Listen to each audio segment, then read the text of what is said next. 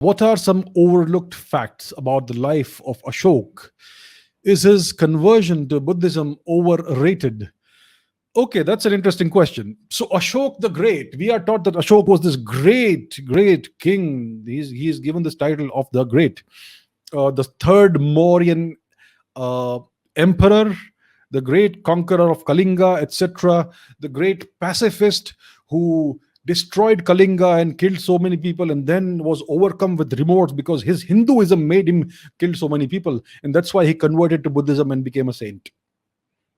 And then he spread all these inscriptions throughout the length and the breadth of India, saying that I am a great man and I believe in Buddhism and I believe in pacifism and all that. And the inscriptions are found throughout India, even Afghanistan, Pakistan, present day, right? So that's the story. That's the story that our historians have been telling us, that he rejected Hinduism and converted to Buddhism after he destroyed Kalinga and saw the slaughter which he attributed to Hinduism. What is the truth? Well, firstly, there is zero evidence that he see, first of all, there's no conversion to Hinduism or Buddhism. If you start practicing Buddhist philosophy and practices in daily life, you are a Buddhist. There's no conversion process, right? You're not dunked into a tub of water or anything to be converted. There's no conversion. So the thing is, Ashok is known to have embraced the precepts of Buddhism at some point in his life, and there is zero factual evidence, textual evidence, or any evidence that this happened after the Kalinga War. It is actually most likely, from the evidence that we have, from all the evidence that the so-called Indian historians present, the same evidence actually points to the fact that he embraced the tenets of Buddhism before the so-called Kalinga War happened, right? That's point number one. So the overwhelming evidence tells us that he became a practicing Buddhist. He embraced Bauddha Dharma before the Kalinga War itself. And what we know about Ashok's the beginnings of his life. So he was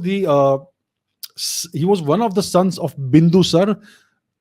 Bindusar was the second Mauryan ambassador. Mauryan emperor.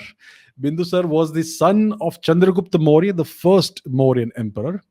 And the crown prince during Ashok's time was his half-brother, another son of Bindusar with a different wife. Now, this half-brother was in the northwest of India, the western boundaries of Afghanistan, fighting off some invaders, Greeks or Scythians or whatever. And that's when Bindusar happened to die. So the crown prince rushed back to Patliputra, which was the then capital of India, and he found that his half brother Ashok had taken over the throne, and Ashok had this half brother killed, his own half brother. He had him killed.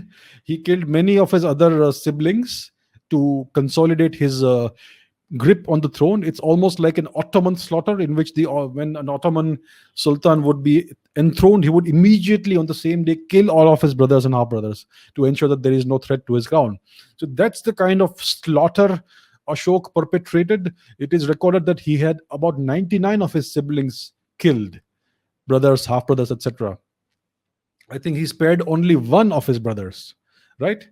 And it seems that so at the time, India was a very eclectic culture.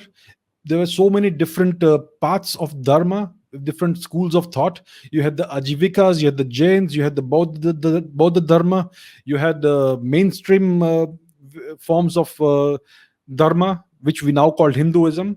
And we had different philosophies and paths. The Charvakas were present and many others, right?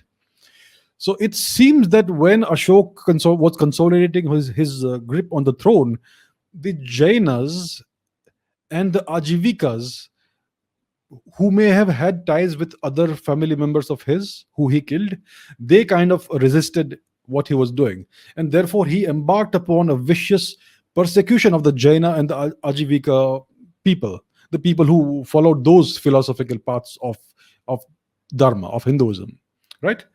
So that's why he went on this rampage. It seems that he had many thousands of Ajivikas killed. He even persecuted the Jains.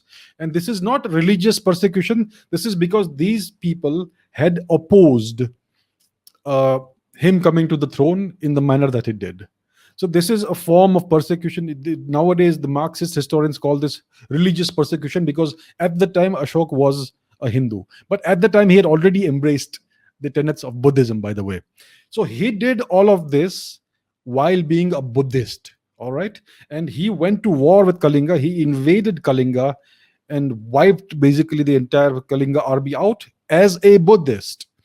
At least 100,000, 1 lakh Kalingan soldiers were massacred in that battle, which was a rout, and at least 1.5 lakh uh, prisoners were taken. So it seemed that Kalinga at the time was actually a vassal state or a province of the Mauryan Empire. I mean, the Mauryan Empire was so large, and it was an expansionist empire. It went beyond present day India, way beyond present day India. So it is inconceivable that Kalinga, right next door to Patliputra, would have been an independent state. It would not have been allowed to be so.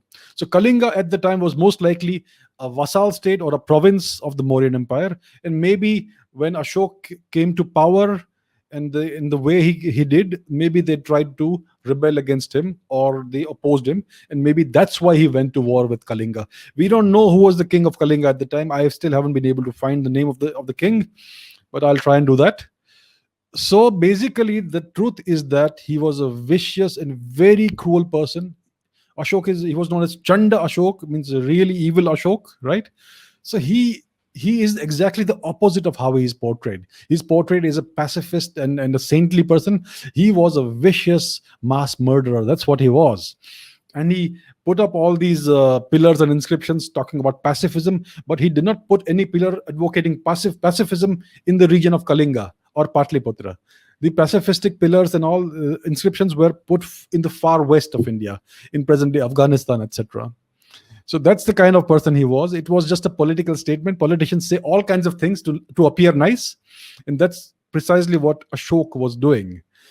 So firstly, he was not a Hindu, so-called Hindu, when he went to war with Kalinga. He was already a practicing Buddhist. And secondly, he was not a pacifist. He was one of the most vicious kings of India. So everything we know, everything we have been taught about him is a lie.